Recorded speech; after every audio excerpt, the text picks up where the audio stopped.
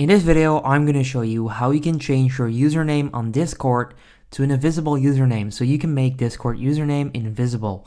I'll show you how you can do that. So you want to go to Discord, so open Discord and also copy the symbol. I'll leave this in the description down below. So you want to get rid of the brackets. You simply want to copy the symbol. Oops, that's my bad. Let me go back. So like I just said, I'll leave that in the description down below. And you want to copy this symbol because this is what we need in order to make our username invisible.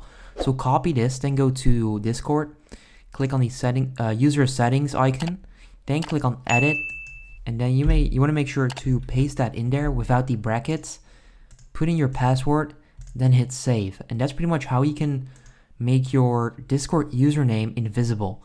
I hope this video helps you out, guys. Make sure you go ahead and let me know if it works. As you can see right there, there's no visible username. So yeah, this works, guys. Make sure you go ahead and leave a like. Once again, I'll leave this in the description down below so that you can copy it, and then I'll see you in the next one. Have a good day. If this video helped you out, please consider subscribing to my channel to help me grow the largest how-to channel on YouTube. I appreciate it.